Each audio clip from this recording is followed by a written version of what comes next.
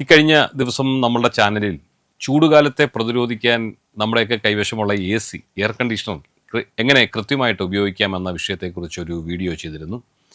ലക്ഷക്കണക്കിന് ആളുകൾ ആ വീഡിയോ കാണുകയും അനേകരത് സംബന്ധിച്ച് സംശയങ്ങൾ ചോദിക്കുകയും നന്ദി പറയുകയൊക്കെ ചെയ്തു. ഞങ്ങൾക്ക് പലരും മെസ്സേജുകൾ അയച്ചിരുന്നു.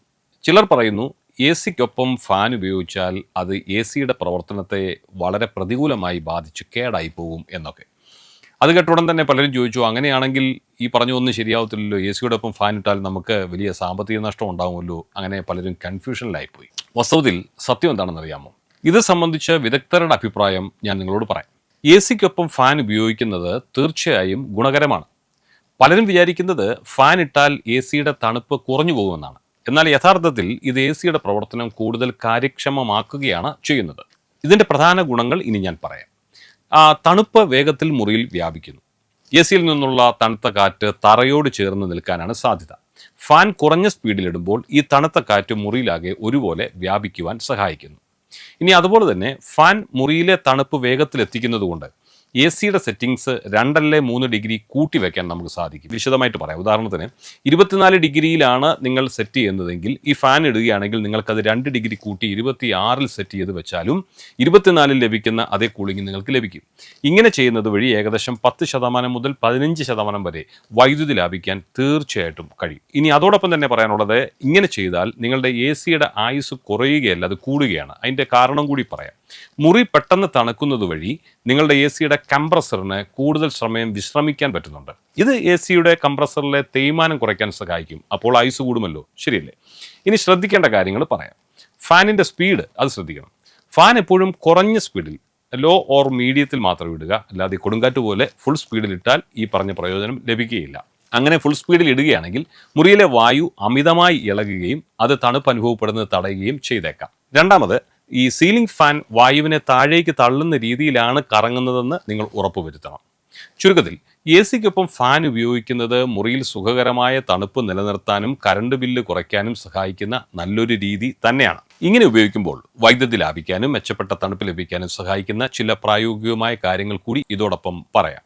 ഒന്ന്, ശരിയായ താപനില സെറ്റ് ചെയ്യാൻ നിങ്ങൾ ശ്രദ്ധിക്കണം. ടെമ്പറേച്ചർ സെറ്റിങ്ങിൽ പലരും മുറി വേഗം തണുക്കാൻ വേണ്ടി 16 ഡിഗ്രിയിൽ അല്ലെങ്കിൽ 18-ൽ ഇടാറുണ്ട്.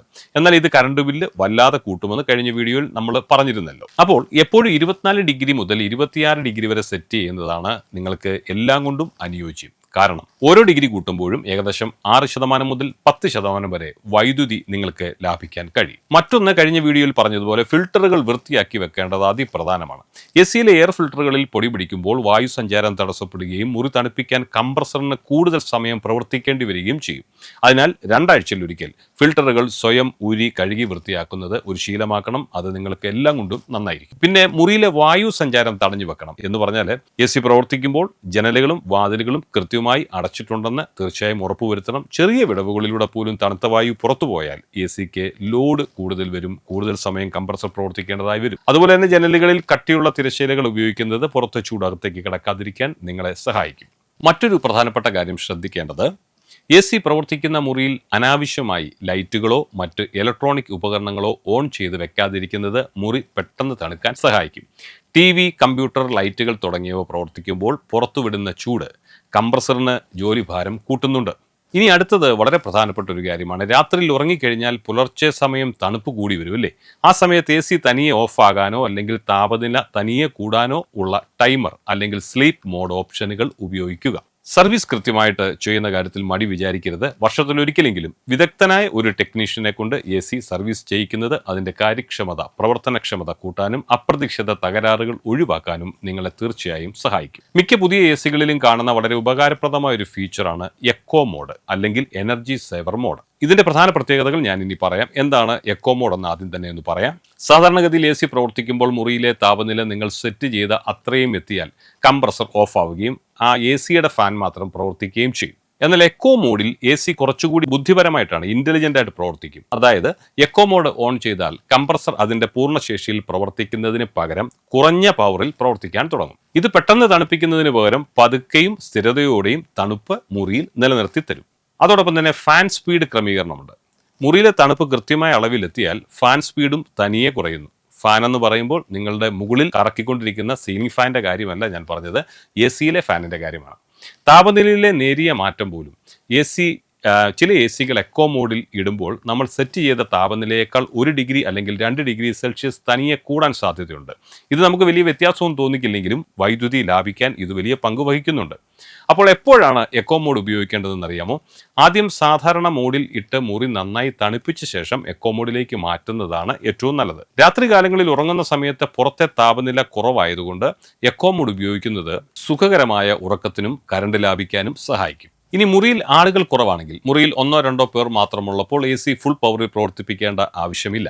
അപ്പോൾ എക്കോ മോഡ് നിങ്ങൾക്ക് തിരഞ്ഞെടുക്കാം.